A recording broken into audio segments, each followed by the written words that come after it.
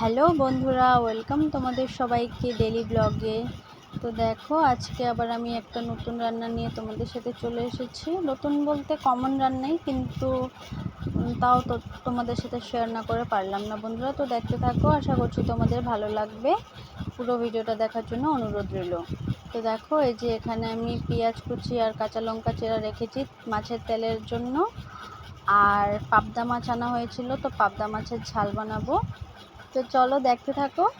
এই যে দেখো, আমি প্রথমে পাবদা মাছটাকে কেটে ধুয়ে নিয়েছি, লবণ হলুদ মাখিয়ে রেখে দিলাম। এখন আমি এখানে কড়াইতে তেল দিয়ে দিয়েছি। এখন আমি বানাবো, প্রথমে মাছের তেলটা বানাবো। ঠিক আছে, সবগুলো ক্লিপ তোমাদের সাথে শেয়ার করতে পারছি না বন্ধুরা, কিছু কিছু ক্লিপ তোমাদের সাথে শেয়ার করছি, কারণ আমি একা হাতে ভিডিও, এক হাতে মোবাইল নিয়ে তারপর ভিডিও করতে হয়, তো তার জন্য সব কিছু আর কি দেখাতে পারি না। সবজি কাটা থাকে, মশলা বাটা থাকে, অনেক কিছুই থাকে, কিন্তু পুরোটা হয়ে ওঠে না। তো যতটুকু পারি তোমাদের সাথে শেয়ার করি। তো দেখো, প্রথমে আমি পেঁয়াজ কুচি আর লঙ্কার সাথে তেলটাকে ভেজে নিয়েছিলাম। এরপর এখানে আমি বেগুন আর একটা আলু দিয়েছি বন্ধুরা। তো বেগুন আর আলু দিয়ে এভাবে করে আমি মাছের তেলটাকে প্রথমে বানাবো। অনেকে আছে বন্ধুরা মাছের তেলে কি করে, জল ইউজ করে, সবজিটাকে কষিয়ে তারপর এখানে জল দিয়ে দেয়, কিন্তু আমি এখানে কোনো রকমভাবেই জল ইউজ করব না। এটা আমি সম্পূর্ণ তেলের উপরে বানাবো, আর খেতেও খুব টেস্ট হয় ভাবে করে বানালে। দেখো, সবজিটা পুরো মজে গেছে। তারপর এখানে আমি শেষে দিয়েছি ধনেপাতা কুচি করে দিয়ে দিয়েছি। ধনেপাতা কুচি অ্যাড করলে খেতে খুবই সুস্বাদু হয় বন্ধুরা। তোমরা এভাবে করে অবশ্যই একবার করে মাছের তেল বানিয়ে ট্রাই করতে পারো। এখানে জল ইউজ করব না। তো হয়ে গেছে আমার মাছের তেলটা। এখন বন্ধুরা আমি এখানে কালো জিরে ফোড়ন দিয়ে আলুটাকে প্রথমে ভেজে নিয়েছি, 4-5টা কাঁচা লঙ্কা দিয়ে দিয়েছি। এখন আমি আলুটা একটুখানি ভাজা ভাজা করার পর বেগুনটাকে অ্যাড করে দিলাম।